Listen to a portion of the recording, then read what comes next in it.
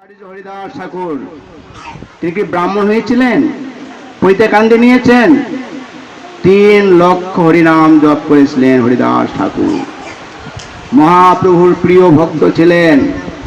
হরিদাস ঠাকুর জগন্নাথ মন্দিরে প্রবেশ করতে পারতেন না, যেতেন না, নিজেকে হীন দীনহীন মনে করতেন।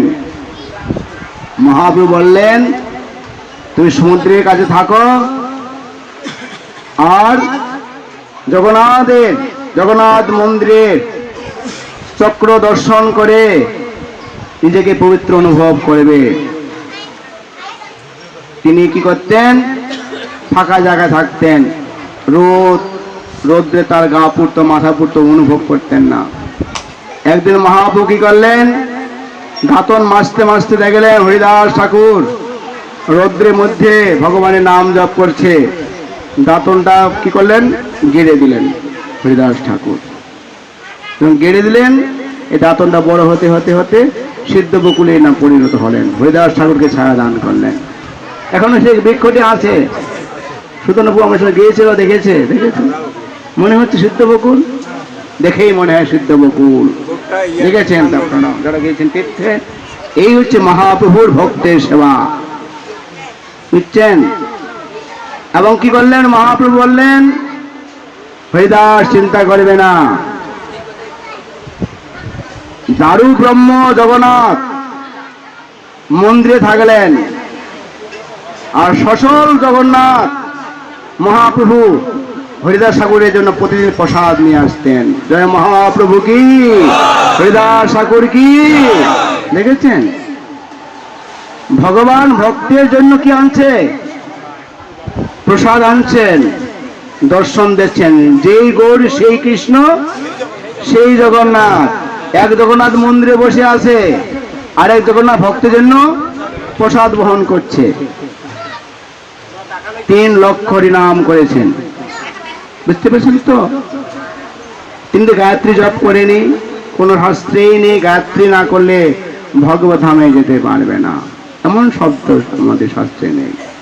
হরিনাম না করলে ভগবত ধামে কেউ যেতে পারবে না, আর হরিনাম করলে সকলেই ভগবত ধামে যেতে পারবে। আমাদের বৈষ্ণব কবি কি গেয়েছেন? এমন হরিনাম করো সার, এ ভব সাগর হবে বালুচর, হাটিয়া হইবি পার। হেঁটে হেঁটে পার হয়ে যাবেন, নৌকাও লাগবে না, হরিনাম করবেন। হরি বল। নৌকায় চেপে নৌকায় উঠেছেন, লেগে চেপে থাকেন, নদীতে ঝাঁপ দিবেন না, বসা খেয়ে নেবে, ভাঙড় খেয়ে নেবে।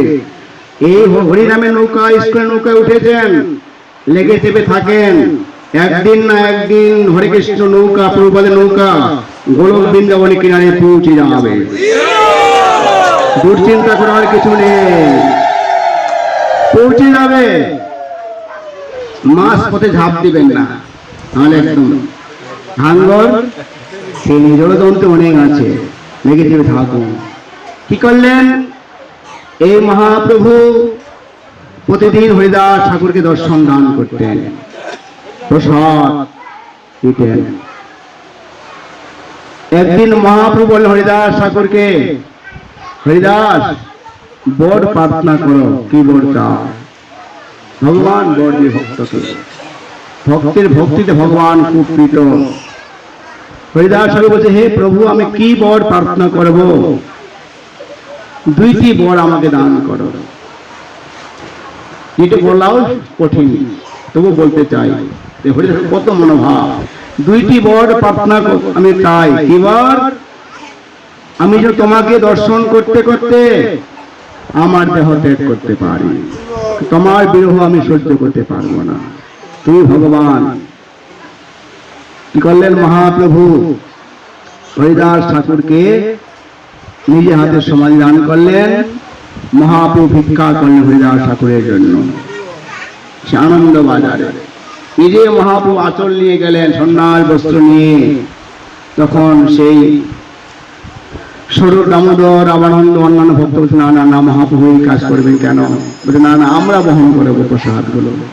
আর সব বাজারে যারা দোকানদার সবাই বলছে মহাপ্রভু ভিক্ষা করছেন, সবাই নিয়ে যা হরিদাস ঠাকুরের মহোৎসবে।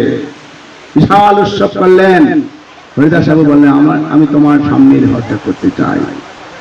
আরেকটি প্রার্থনা করলেন, হে প্রভু, যদি তুমি আমাকে জন্ম দিতে চাও, তোমার এমন ইচ্ছা বাসনা থাকে, তুমি আমাকে ভক্ত গৃহে কুকুর বানিয়ে দাও।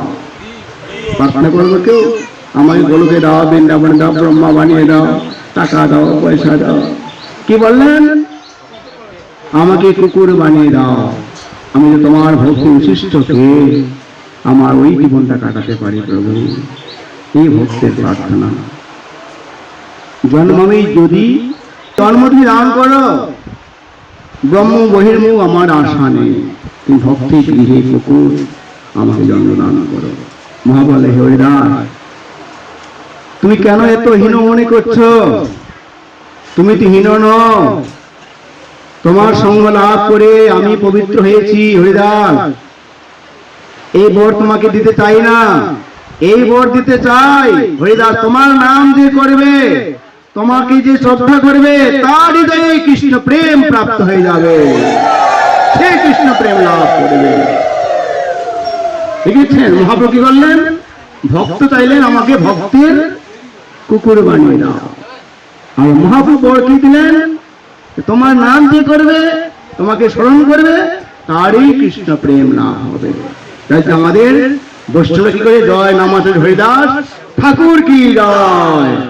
আমরা জয় দান করি, হে হরিদাস ঠাকুর, তুমি আমাদের করুণা করো, কৃপা করো, আমাদের যেন তোমার মতো কৃষ্ণ প্রেম আমরা লাভ করতে পারি।